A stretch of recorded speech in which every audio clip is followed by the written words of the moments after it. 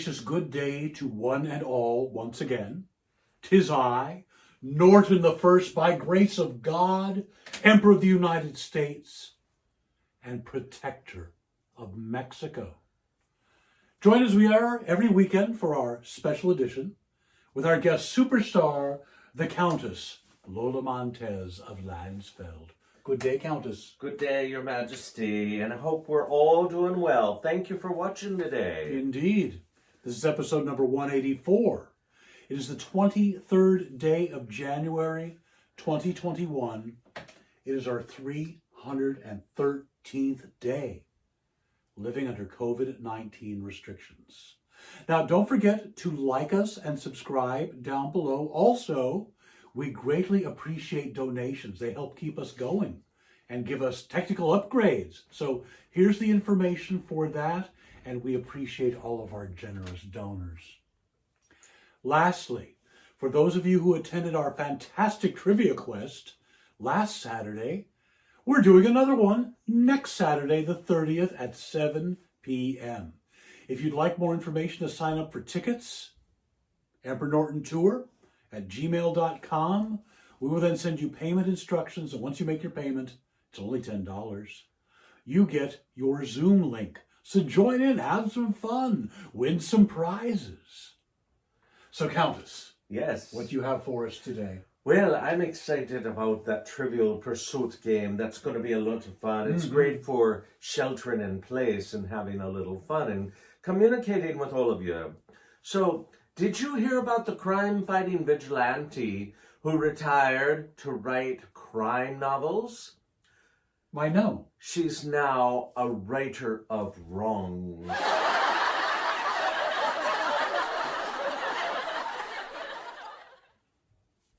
You know, crime doesn't pay, but the hours are great.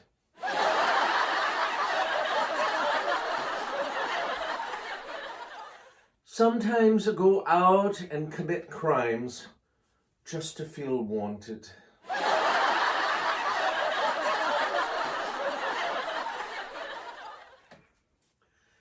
If there's one crime anti-maskers are guilty of, it's caring too much.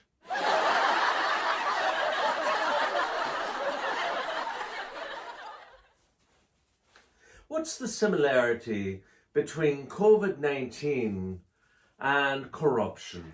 Well, what would that be? Well, both are spreading through the highest levels of the United States government.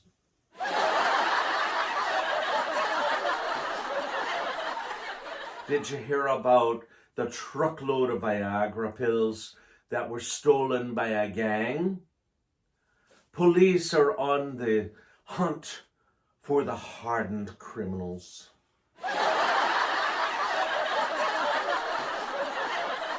You know, I keep getting the words Yakuza and Jacuzzi mixed up.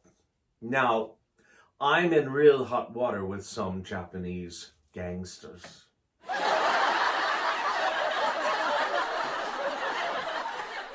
Never bother a gangster the night before he goes on holiday. Why is that? He's probably packing.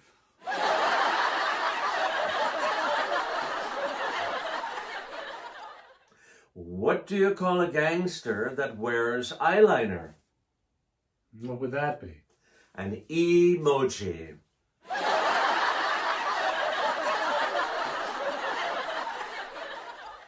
What do you call a gangster's horse, Your Majesty? Well, what would that be? An Al Capone.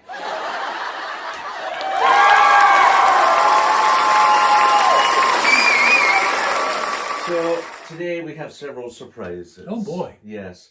We're going to be talking about a notorious gangster that was in San Francisco's Chinatown here.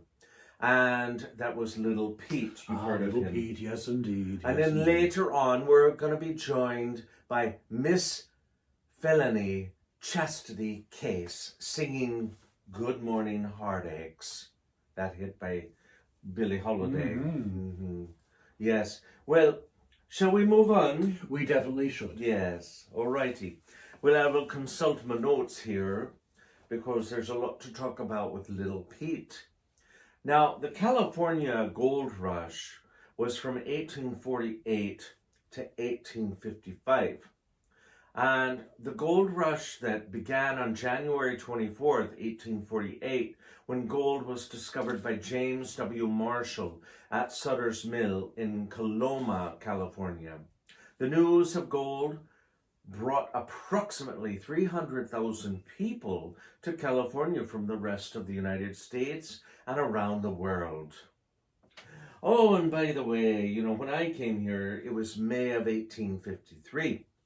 And I will have a birthday coming up on February 17th. So for those of you that want to send me presents, I would not turn it down. And our birthday is February 4th, so send lots of presents. Lovely.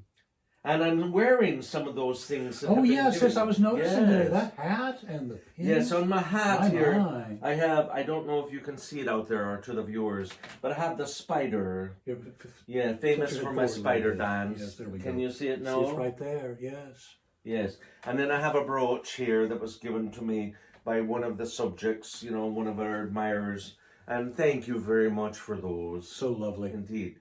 But it reminded me of the gold rush and everything, and when I arrived here in 1853, it was nothing but a sleepy little place.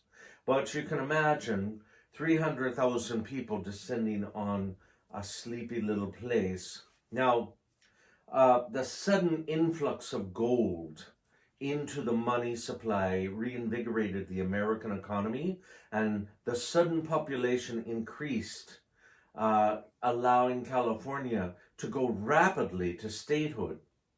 Now, the gold rush had severe effects on Native Californians and accelerated the Native American population's decline from disease, starvation, and the California genocide. Now, by the time the gold rush ended, California had gone from a thinly populated ex-Mexican territory to having one of its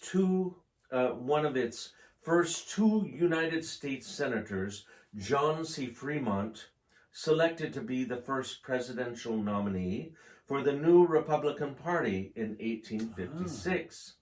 Now, in what had been sleepy Yerba Buena Cove, the population doubled every 10 days from the time of the gold rush announcement. The name Yerba Buena Cove was changed at San Brannan's newspaper, the California Star, and that's located on Washington Street at the Chinese Telephone Exchange. And you know, Your Majesty, did you know that the California Telephone Exchange that is still there, it's now East-West Bank, but in that was the number one tourist attraction before the Golden Gate Bridge was built up until the 1930s. This is true. And people used to get a postcard when they came to San Francisco or have their photo taken in front of that place. And it was because it was one of a kind. It was one of a kind. They had 21 telephone operators, all men. And what they would do is they had to know all the different dialects of Mandarin and Cantonese, and they memorized all the numbers. They had to memorize about 2,000 numbers. And they had to know which Wong was Yes. which Chin was which. Took a tremendous amount of Yes. knowledge. And there was no party line in Chinatown. Now, what put them out of business, of course. Oh, and by the way, after the earthquake of 2006, there was a labor dispute. Because they decided that they would hire all women as the telephone operators. You know, you've seen that from Laughing with Lily Tomlin doing the character of Ernestine, where you have to plug and connect all the different lines. Well, they had a labor dispute as soon as the women were hired, because guess what? They were getting paid half of what the men were getting. Oh. Well, they finally won, and that actually lasted until about the 1940s. They went out of business because guess what came into play, which is the technological history.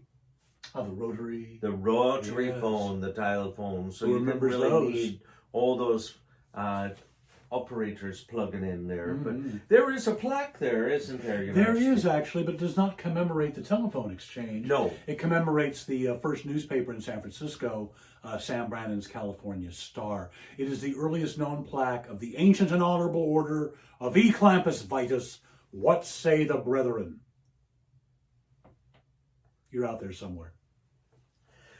Well, it's quite a place to visit. So if you go for a stroll in Chinatown, take a look at there, you know. Now, Sleepy Yerba Buena Cove, as we said, changed to the name San Francisco. And word of the California gold rush spread like wildfire around the world. And hearing the news in China, the opportunity for a better life would not be ignored. In 1847, the first Chinese would arrive to San Francisco, Gamson, Golden Mountain. In China, there were several things happening. There were serious crop failures in southern China, floods and drought, wars and high taxes had many peasants and farmers off their land. The Chinese first arrived to San Francisco, and there were approximately 700 men.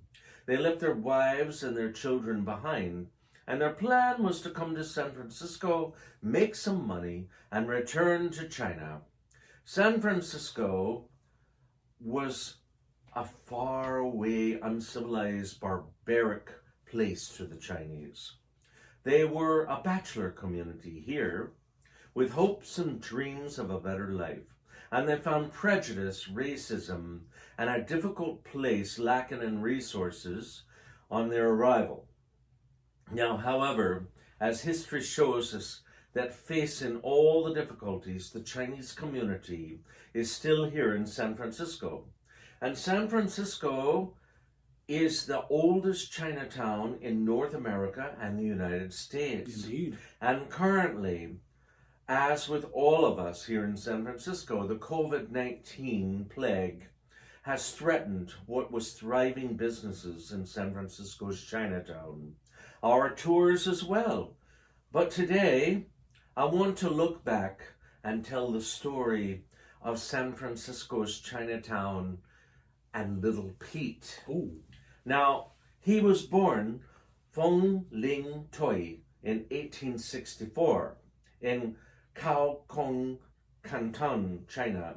And Little Pete would immigrate to San Francisco with his family when he was 5 years old in 1870.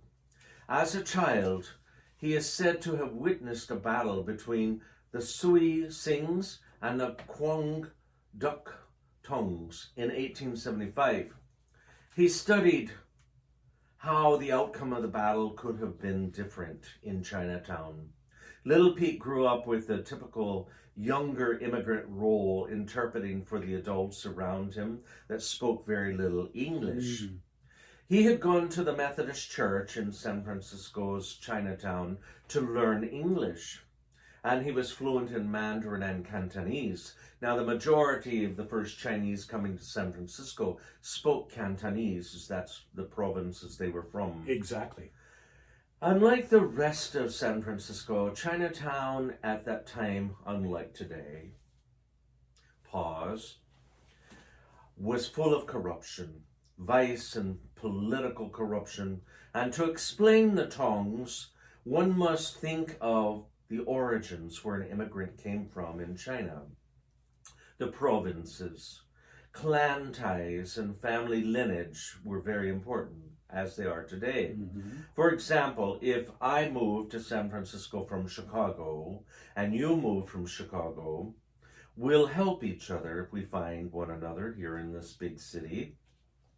We have common likes usually and ties, similar customs and cuisines. It was true in the Chinese community as well. Now, we can help you in work, housing, etc. And so that was true. The tongs and benevolent societies are still alive today and functioning in San Francisco. As I said, in many ways they're positive. However, there's an underbelly. There's an old saying, life is like a window. You look through the glass, you see the other side. But you put a little silver or gold behind it, you only see yourself. And that's so true. The corruption existed in Chinatown too, just like the rest of our city. And in 1885, little Pete, Feng Jing Toi, was becoming involved in San Francisco's underworld. He rose from his humble beginnings, to soon become the king of Chinatown. His first job was as an errand boy for a Sacramento street shoe factory. Smart and ambitious, he quickly was fluent in English and worked as an interpreter, as I said, and he got a job interpreting for the Sam Yup Company, one of the powerful 6 companies that controlled Chinatown. Cultured, well-groomed, and polite, Pete was well liked by the white San Franciscans, who saw him as Mr. Chinatown. In Richard Dillon's 1962 book about the San Francisco Tong Wars, titled The Hatchet Men, he describes Pete as totally lacking morals.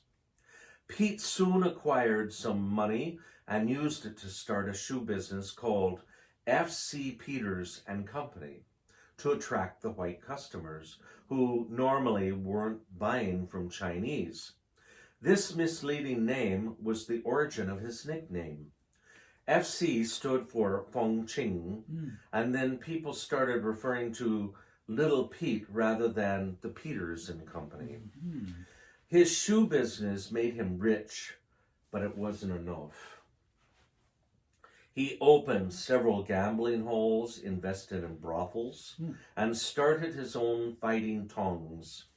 His foot soldiers were young toughs from Chinatown and the underworld. In a small community such as San Francisco's Chinatown, the new power struggle would not go unnoticed or unchallenged for control. And Pete made it his priority to always know what was going on in San Francisco and Chinatown. He hired the most fierce Bu Hao Doi, the hatchet men, Lee Chuck, as his personal bodyguard. Now, he and his bodyguard, Lee Chuck, began wearing sets of chainmail. And that weighed 35 pounds each for protection. Wow. Meeting a would-be assassin on the street, Lee Chuck outdrew him and shot him dead. Well, Lee Chuck was charged with murder, and then Little Pete made one of only 2 mistakes that he made in his whole life. He attempted to bribe the police, you see, into releasing Lee Chuck. Now, that was very common for lots of things. We've done other stories with some of the other corruption in San Francisco, like even later on with Sally Stanford, you know. The San Francisco always had an underbelly. Still does. Yes. Well, but however, he was convicted of bribery after 3 trials. He was sent to Folsom Prison for 5 years. And when Pete returned to San Francisco, his wealth went up even more. And as a result, that was from importing 100 or more sex slaves coming from China. And he claimed they were going to work at the Chinese pavilion of the Great Midwinter Fair of 1894. He also acquired money from the racetracks and bribing jockeys, and he would take grifts from different businesses to protect them and that sort of thing. His connections and networking with the wealthy and the powerful San Franciscans grew even stronger, and even outside of Chinatown with the white community. Pete would soon make his second and final mistake.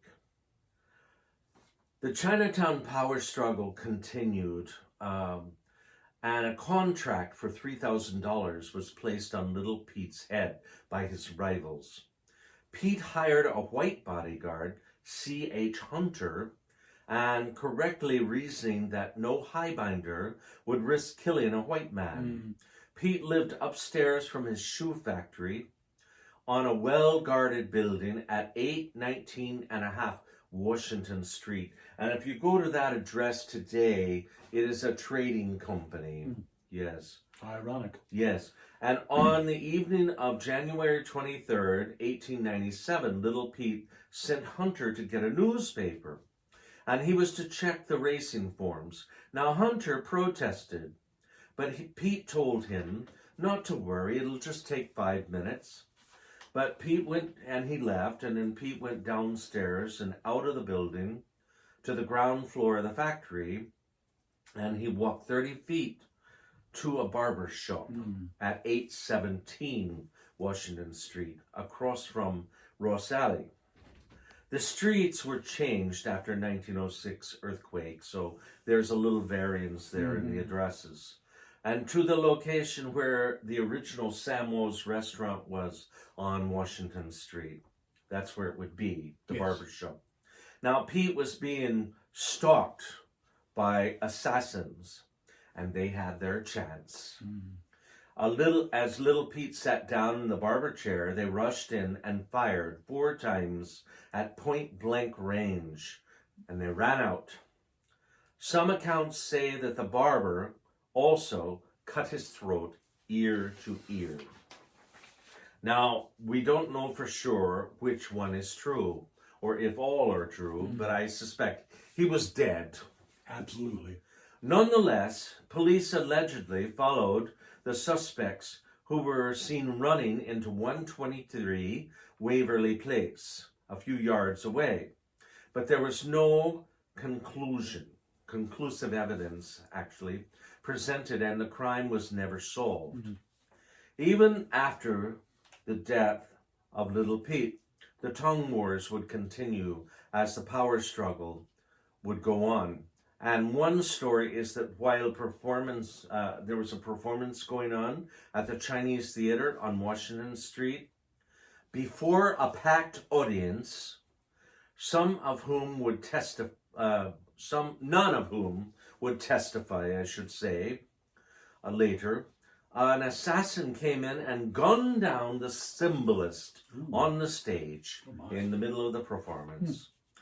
The San Francisco climate politically was struggling for change to eradicate corruption and vice. Drugs, prostitution, violence were big concerns here in San Francisco. And many pointed to Chinatown and fanning the racism flames, saying, "See, it's dangerous, amoral, corrupt, violent, and there are opium dens there and prostitution. We must control the Chinese." Now, a series of laws began to further discriminate against the Chinese. And it started, first of all, about the location of where Chinese could own the buildings or not. They were restricted of where they could live. If they ventured out of the neighborhood, they ran a risk. The men all had a queue, a long braid, and you would risk getting it cut and humiliated in the white Anglo area of San Francisco. Or worse. And another thing that happened is, the coolie bar, the burden bar that the Chinese used to carry 2 bundles rather than just one. That was outlawed in San Francisco because it looked Oriental or Asian or foreign. So that was the beginning of it. And then the restrictions about travel to China and coming back, and also allowing families to come here and settle.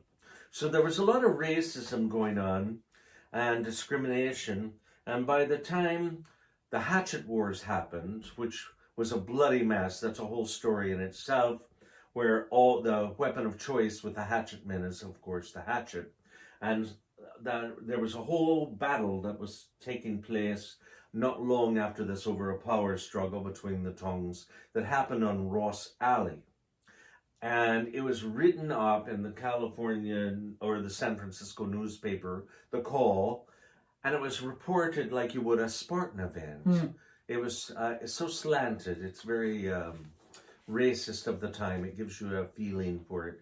And if you look that up at the library, you can read the accounts. I won't go into it now, but it was like, they just listed how many deaths, how many arms cut off, and all that sort of thing. Very gruesome, that.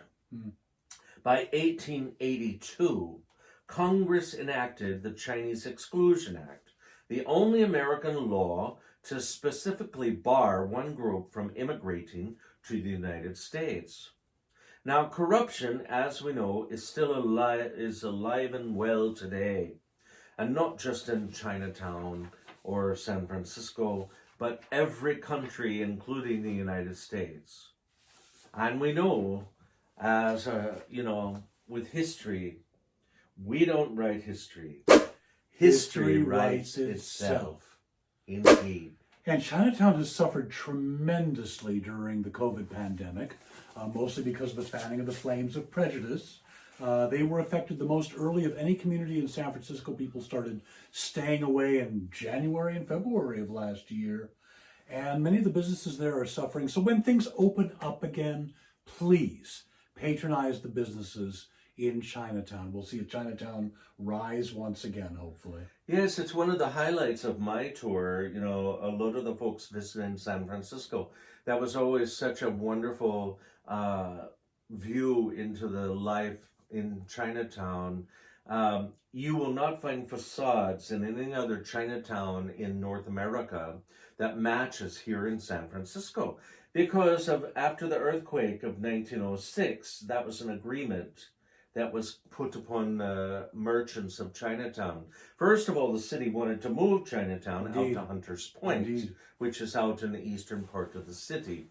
And the merchants of Chinatown said, absolutely not. We've been here since the beginning of the gold rush, and stay we must. And of course, that's a wise decision because it's so close to all the other tourist attractions. And it's also been there forever. Indeed. So what they did is when they started rebuilding in the 1920s, they made an agreement of changing the facades to look very exotic and oriental. And there are other reasons as well.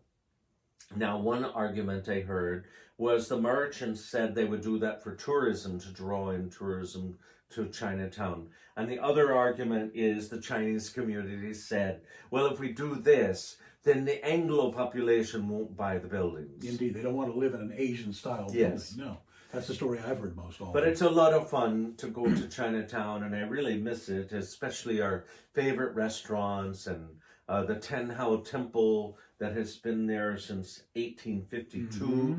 That is the oldest Buddhist temple in the United States. Now, it's 4 flights of stairs, no elevator, but it was one of the highlights of my tour.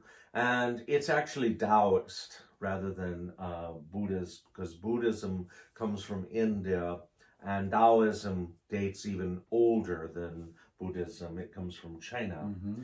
And it's a lot to do with the ancestors, but that's a whole other episode. Indeed. Talking about different religions and such, I would suppose. Well, hopefully our businesses in Chinatown survive this pandemic. They've recently gotten an infusion of cash from the city. So like the Far East Cafe, it looks like that's going to be able to survive, one of the oldest restaurants in Chinatown. The Golden Gate Fortune Cookie Factory, the Eastern Bakery, the Walk Shop, yes. They're all in trouble. So there's a lot of part of our city. I think we like the Rising Phoenix, which is our symbol of San Francisco. It'll be back. Yes, indeed. Yes, and so will we. We miss seeing a lot of the merchants there. They were always happy to see us come in with all of our guests that were visiting San Francisco, many for the first time. And by the way, most recently, the lovely ladies that took my tour a few years ago that reside in Poland, thank you very much for that lovely hatch scent. Mm-hmm. And today, later, we're going to be having Miss Felony Chastity Case wearing that hat. Wonderful.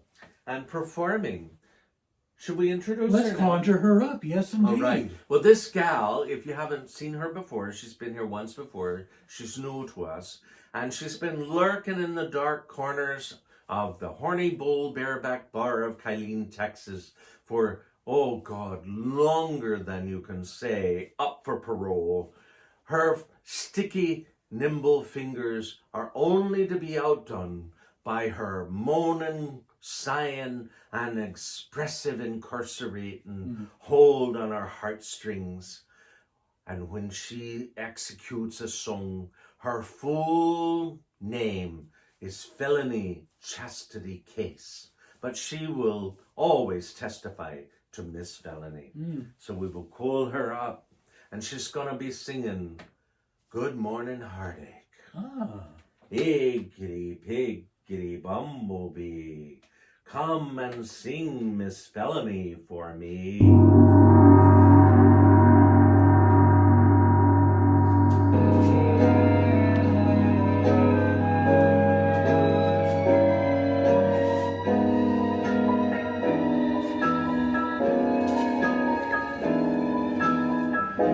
Good morning, heartache, your gloomy sight.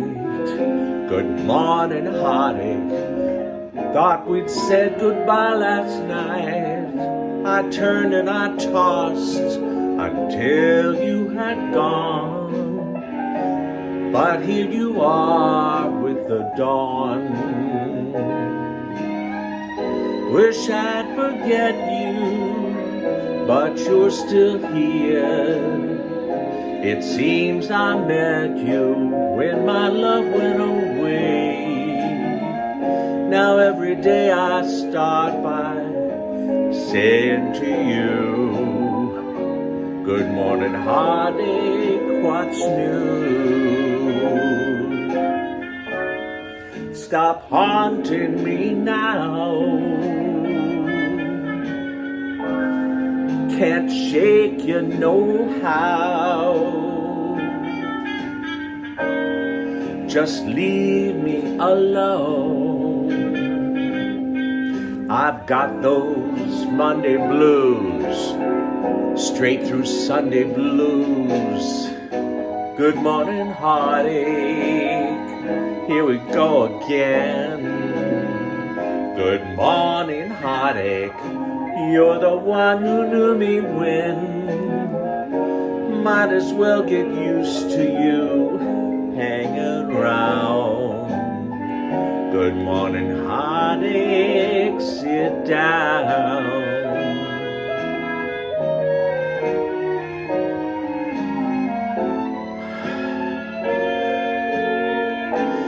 Stop haunting me now. Can't shake you no how. Just leave me alone. I've got those Monday blues, straight through Sunday blues. Good morning, heartache, here we go again.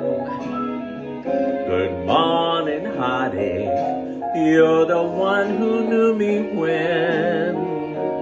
Good, might as well be used to you hanging around. Good morning, heartache. Good morning, heartache, sit down.